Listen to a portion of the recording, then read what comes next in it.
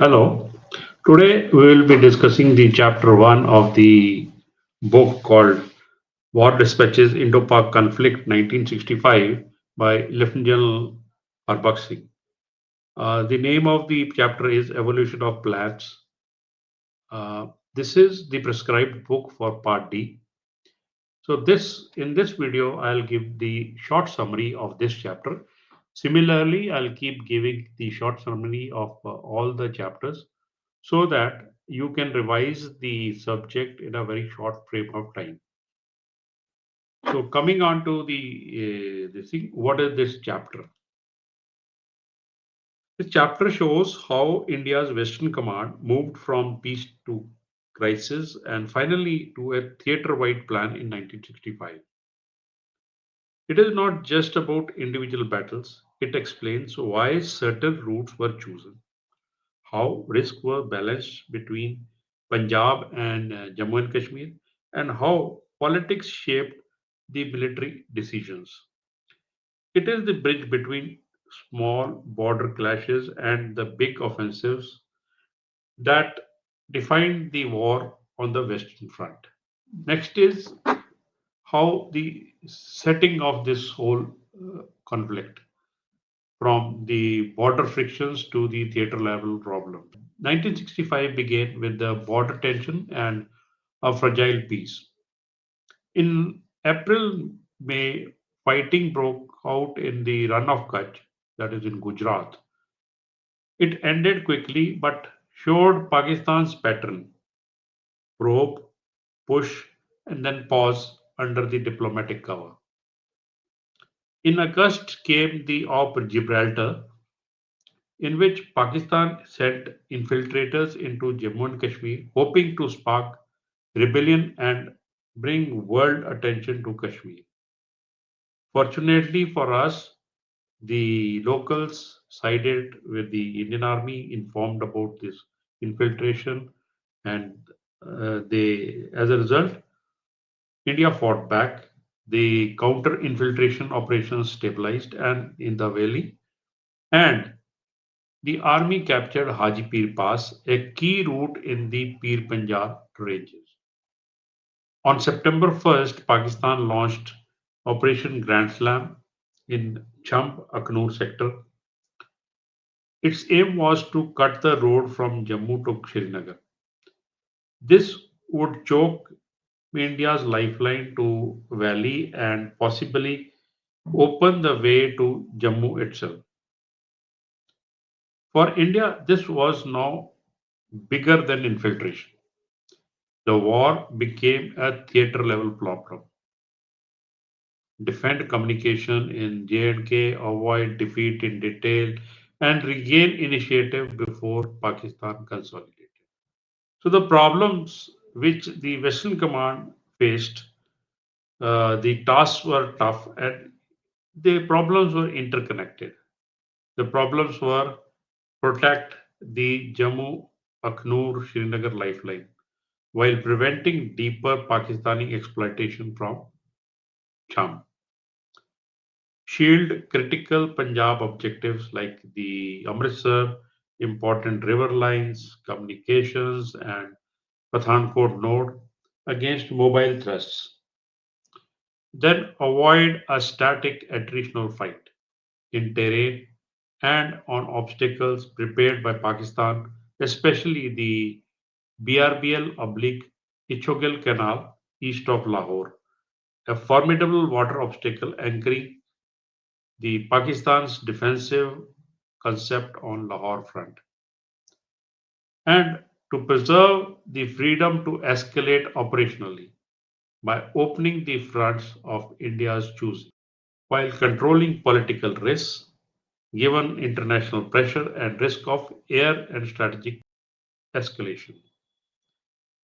Move and concentrate forces fast, overcoming peacetime dispersions, late monsoon mobility limits, engineer and bridging bottlenecks, and not yet seamless air-land coordination architecture. So, a purely defensive stance would mean slow defeat, waiting for passively to at Aknur risk losing the battle before India could respond elsewhere. So the options which were available or the courses of action which were available to the Western Command were option alpha, hold the line everywhere, fight Grand Slam head on, safe but dangerous. It would let Pakistan keep the initiative and India would fight on unfavorable terms. Option B was to launch small spoiling attacks across the border. This would ease the pressure, but Pakistan's Ichugal Canal and local reserves would block them. Grand Slam would continue unhindered. Then the option C, two major fronts across the international border, Lahore and Sialkot. This would force Pakistan to move its reserves away from Akhnoor. It would stretch their armor and let India fight on ground of own choosing. Harbakhsh Singh's logic supported the option C. It combined military compulsion, forcing Pakistan to redeploy, with political caution. The offensives would be limited in depth and bounded by natural obstacles. So the plans that emerged in 15 core, that is J&K, it was to hold and consolidate. In 16, in 11 core, that is the Lahore front, a three-pronged offensive was planned. In the one core area of Sialkot, the armored counterpull was planned. Now, what are these? We will discuss in detail in the subsequent slides. So, in the 15 core, we were supposed to stop Pakistan in Cham, protect Jammu Srinagar Road, consolidate at Hajipir and Uri Titwal belt. This kept steady pressure so Pakistan could not strip forces from the north. In the 11 core area of Lahore front, a three-pronged front offensive was planned in which 15, 15 infantry div was to move along the Amritsar Wagah Lahore axis. 7th Division was to move on Bikivin Kalra Barki axis. 4th Mountain Division on the Khemkaran Kasur axis. The aim was to seize ground up to the Echugal Canal, force Pakistan to commit reserve trade space under Indian artillery. In the one core area, the armored counterpull was planned with one armored division and infantry divisions. One corps advanced towards the Sialkot. The aim was not to capture Sialkot city, but to threaten Pakistan's heartland and force its armor to fight on India's terms. Battles like Philora and Chabinda embodied this logic. Draw in Pakistan's 6th Armored Division, fix it and bleed it. Together, Lahore Sialkot offensive pulled Pakistan's attention away from the Grand Lap, and the more India's pressure across the international border, the more Pakistan's main plan collapsed. Now, all these things, the maps are given at the end of this video.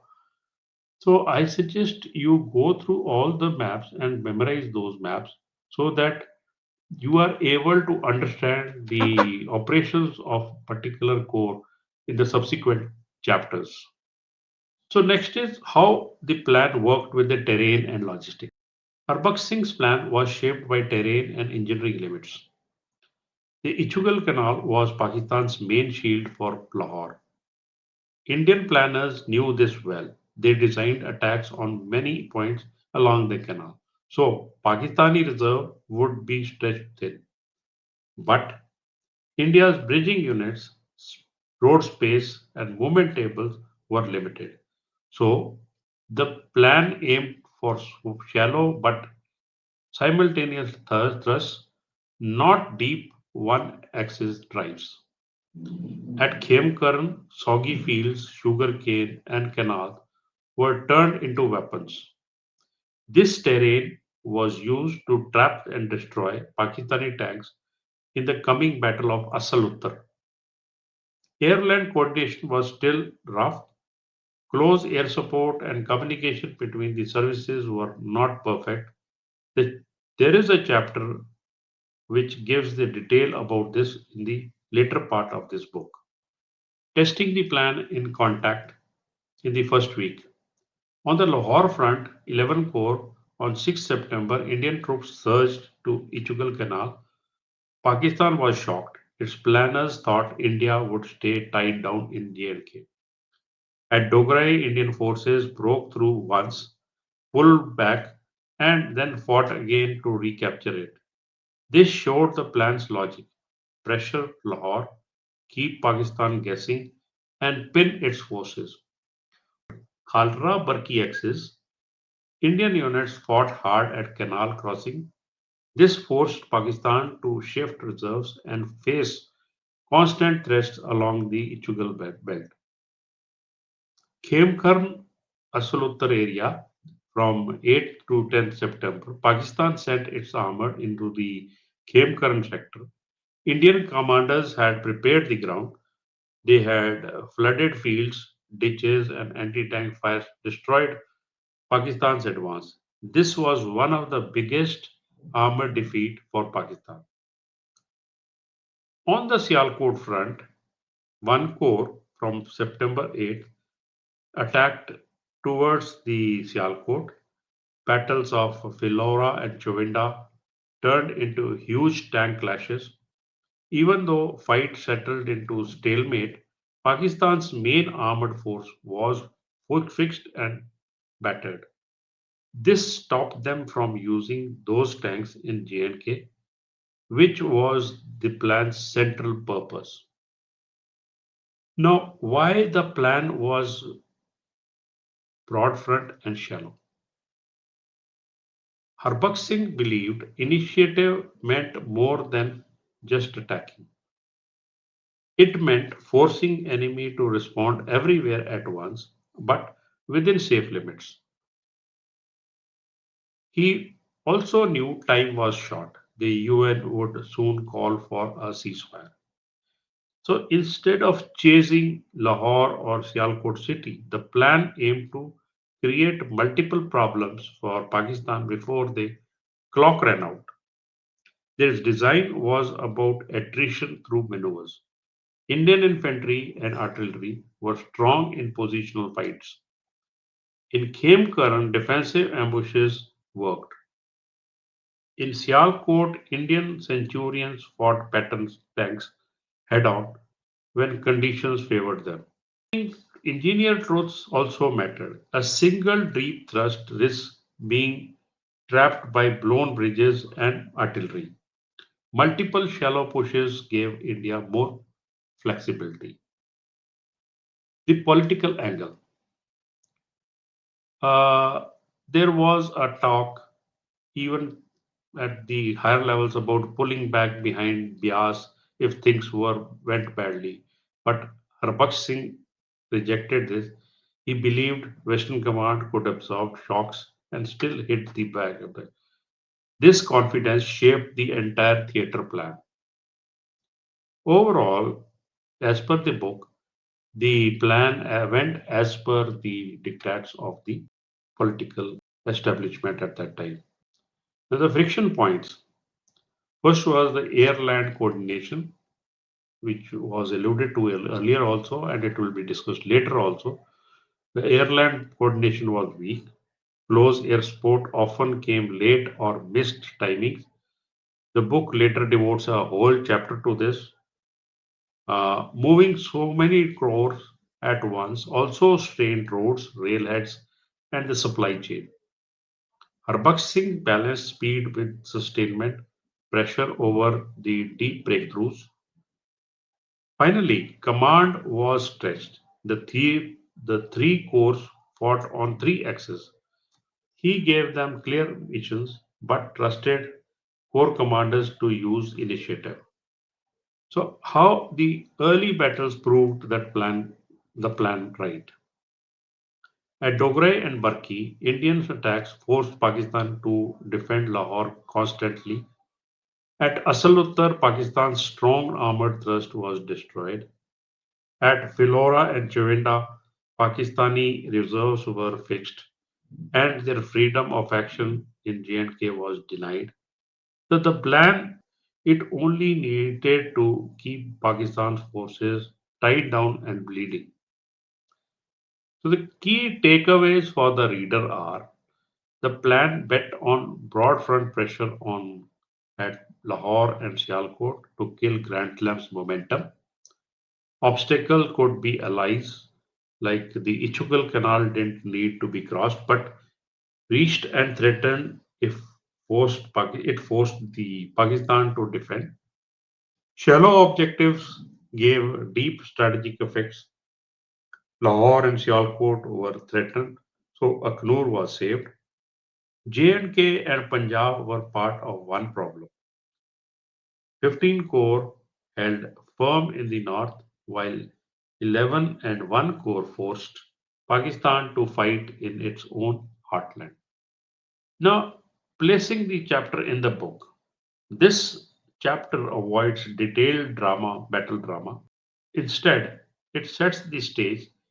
Later chapters cover the 15 core, 11 core, and 1 core operations, close air support, logistics, and paratroops care. So, this chapter, Evolution of Plans, makes the spine of the book's story. So, brief integrated timelines which emerge are April to May 1965, run of Kutch skirmishes happened in Gujarat area. India studies the Pakistani defenses, including the Ichugal Canal. In August 1965, Operation Gibraltar in Kashmir happened. So India counters it and they capture Haji Pir Pass. On 1st September, Pakistan launches the Operation Grand Slam at Cham and Aknu. So now India shifts to the theatre-wide plan. On 6 September, India opens the Lahore front. Dogra and Barki validate the concept. 8 to 10 September, Asaluttar happened. Pakistani tanks were destroyed near Khemkaran. 8 to 18th, Sialkot battles at Philora and Chewenda happened. Pakistan's armor was fixed and bled. Now, to conclude, we can say Harbakhsh Singh's chapter on evolution of plans shows how India turned a dangerous crisis into an opportunity by attacking Lahore and Sialkot shallowly, but simultaneously, Western Command stopped Pakistan's Grand Slam, forced enemy redeployment, and fought the war on India's terms within political limits. After this, I have I have given some maps. This is the map which is given in the book. I have uh, enlarged it a little bit. Go through this. This gives the whole J&K theater. Take a little time. This is the map regarding the Punjab theater, which will be helpful to you to see the 11 core and 1 core operations.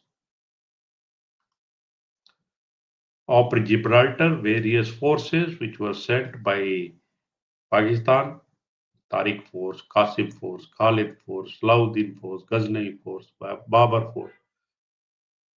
Because I may not be dealing with all these names in the subsequent chapter, but knowing these names, you'll be able to understand what has happened and make a guess in case some question lands up in your exam. So this is the area of Sialkot. I have given it so that you can relate about the one core operations.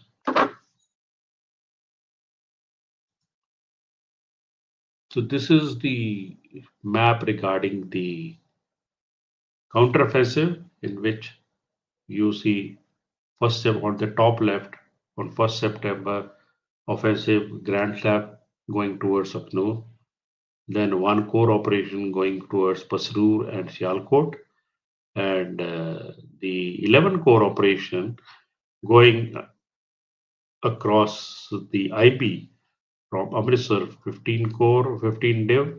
From down below, you can see it's 7 dev and 4 dev going towards the Kasur area and threatening all these things, threatening the Lahore. Battle of Cham, just go through this, may be of a lot of help. There may be a question there. So I have finished all this. See you in the next chapter. Thank you.